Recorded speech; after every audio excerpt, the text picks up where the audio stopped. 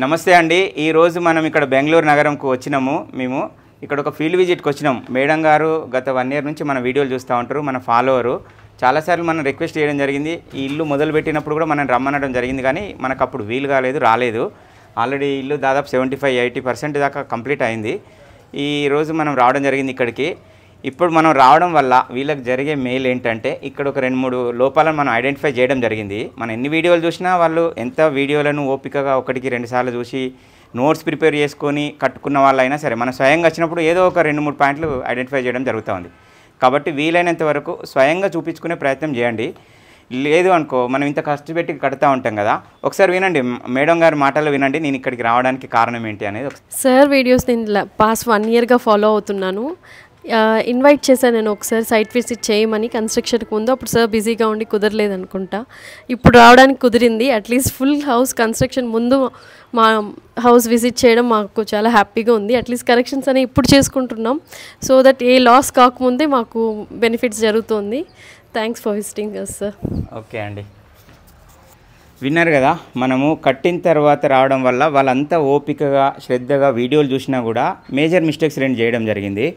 ఒకటేమో దీనికి స్ట్రైట్గా మనం ముందు వచ్చేది ఉంటే ఆ డోర్ ఇక్కడ ముందే పెట్టేస్తుంటే, లేదు అంటే ఈ పిల్లర్ వచ్చేసి దీనికి ఒక సమానంగా ఇక్కడ ఈ గోడ మీద కాకుండా పిల్లర్ అనేది ఇక్కడ వేపిస్తుంటుంది.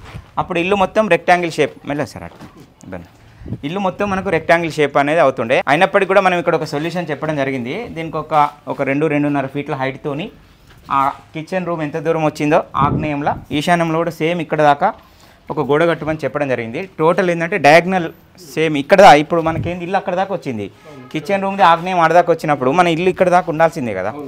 దానికి ప్యారలల్గా ఏంటంటే మనం ఇట్లా ఒక వాల్ పెట్టినప్పుడు మొత్తం రెక్టాంగిల్ షేప్ అవుతుంది. అప్పుడు మనకు నష్టం జరగకుండా. ఇంకొక విషయం ఇక్కడ చాలామంది చేస్తున్నట్టు మిస్టేక్, మేజర్ మిస్టేక్ ఇది. మీరు ఒక్కసారి ఇక్కడ చూసినట్లయితే ఇక్కడ లిఫ్ట్ వేసుకోవచ్చు. లిఫ్ట్ వేసుకోవడం వల్ల దోషం ఏం లేదు. ఆగ్నేయంలో లిఫ్ట్ ఉండొచ్చు, వాయువ్యంలో లిఫ్ట్ ఉండొచ్చు. నేను స్వయంగా నా వీడియోలో కూడా చెప్పిన, లిఫ్ట్ అని ఒక వీడియో ఉంటుంది నాది లిఫ్ట్ గురించి.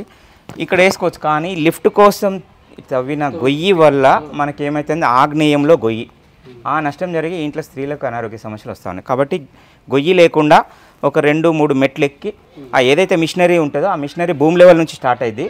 మనం లోపలికి మనం ఎక్కేది ఏంటంటే ఒక 3 మెట్లు ఎక్కి అందులో పోయేటట్టు పెట్టుకుంటే ఆ గొయ్యి దోషం అనేది ఉండదు. లేదు కొంచెం మనం అడ్జస్ట్ చేసుకొని భరించగలుగుతామంటే హైడ్రాలిక్ లిఫ్ట్ అనేది చాలా బెస్ట్. మీరు కనుక కొంత డబ్బులు 10 రూపాయలు ఎక్కువైనా సరే హైడ్రాలిక్ లిఫ్ట్ కనుక పెట్టుకున్నట్లయితే ఇంకా కంఫర్ట్, ఏ మాత్రం కూడా గొయ్యి అవసరం ఉండదు. భూమి మీదకి వెళ్ళి స్టార్ట్ అవుతుంది అనమాట. ఇది ఒకటండి మీరు గమనించి. ప్లస్ ఇక్కడ కాంపౌండ్ పెట్టేటప్పుడు కూడా మేస్త్రి ఒకసారి అండి, కాంపౌండ్ కూడా దీనికి సమానంగా పెడతా ఉంటారు కొందరు. అట్లా కాకుండా దీన్ని దాటి పెట్టాలి, గ్యాప్ ఉండాలి. 1 feet గ్యాప్. Very good. అందరూ అంటే బయట జనరల్ మనం చూస్తూ ఉంటే మొత్తం ఇదే గోడకు కంటిన్యూగా పెట్టి దీనికి కంటిన్యూగానే పెట్టి అప్పుడు ఏమైతే ఆగ్నేయం మూత అవుతుంది. ఈ మూల మూసుకున్నట్టు, మూత అంటే డోర్ కాదు, ఈ మూల మూసేసి క్లోజ్. అట్లా కాకుండా మనం రెండింటి మధ్యలో అంటే మన కాంపౌండ్ వాళ్ళకు మనం పెట్టే లిఫ్ట్కు మధ్యలో ఓపెన్ టు స్కై అనేది ఉండాలి. అంటే ఎండావాన మధ్యలోకి వెళ్ళి ఇట్లా పోయే విధంగా ఉండాలి. ఇది కంపల్సరీ మెయింటైన్ చేయాలి.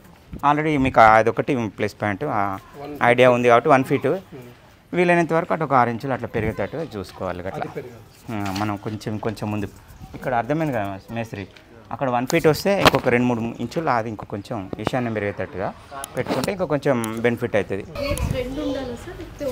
మీరు ఒకటే దానిలో కూడా 2-in-1 గేట్ కూడా పెట్టుకోవచ్చు. అది 2-1 ఆ సరి సంఖ్య బేస్ సంఖ్యతో గేట్లు, డోర్లు, విండోలు ఎక్కడ లాభం కానీ నష్టం కానీ జరగట్లేదు. వినరా, అది మన కంఫర్ట్ ఇంపార్టెంట్. ప్లస్ ఏంటంటే డోర్కి ఎదురుగా మనం అడ్డం గోడ కాకుండా డోర్కి ఎదురుగా మాత్రం గేట్ కవర్ కావాలి. ఇది కూడా మంచి పాయింట్ అడిగాడు. ఈ డోర్ ఉంది కదా అండి, ఇప్పుడు ఇంటి పిల్లర్ ఉంది కదా, పిల్లర్ పారు మనం గోడ పెట్టాలని చెప్పినాం కదా, అక్కడ పిల్లర్, గేట్ పిల్లర్ ఆన్ నుంచి మీకు నచ్చినంత దూరం పెట్టుకోవచ్చు. మళ్ళీ అక్కడి వరకే ఈ ఆగ్నేయం కిచెన్ ఉంది కదా, ఈ కిచెన్ గోడకు సమానంగా దీనికి ఈ మధ్యలో పెద్ద గేట్ పెట్టుకొని దీన్నే 2-in-1 గేట్గా పెట్టుకొని మీరు వాడుకోవచ్చు. ఒకటి బైక్కు, 2 కార్ వచ్చినప్పుడు స్లైడర్. ఇంకా బెస్ట్ ఆప్షన్ ఏంటంటే ఇట్లా లోపలికి ఇగ్గుకొని ప్లేస్ కంజెస్టెడ్ కంటే 1 side అటు అన్నాం అనుకోండి, ఆటోమేటిక్గా కంఫర్ట్గా కార్ లోపలికి వచ్చి పెట్టుకోవచ్చు. పెట్టుకొని అందులోనే చిన్నది ఒకటి ఉంటుంది, కార్ వచ్చినప్పుడు స్లైడర్ అటు పక్కన అనుకుంటే ఇంకా కంఫర్ట్ ఉంటుంది, డిస్టర్బ్ కాకుండా ఉంటుంది. నేను మీకు నా వీడియోలో చెప్తా ఉంటా, బెడ్రూమ్ ఇలా ఉంటే సంతోషంగా ఉంటారని ఒక వీడియో కూడా చేయడం జరిగింది. కానీ ఇలా ఉంటే కాదు, ఎప్పుడు కానీ ఈ బెడ్రూమ్కి ఇది పడమర గోడ, ఈ పడమర గోడకు సగం వరకు క్లోజ్ ఉండాలి కంపల్సరీగా. ఇప్పుడు ఏమైంది, ఇక్కడి వరకు ఆఫ్, ఇది పడమర వాయువ్యము, ఇది పడమర నైరుతి. ఈ పడమర నైరుతిలో కట్ చేసుకున్నట్టు పడమర నైరుతిలో వెయిట్ లెస్ అయినట్టు అవుతుంది.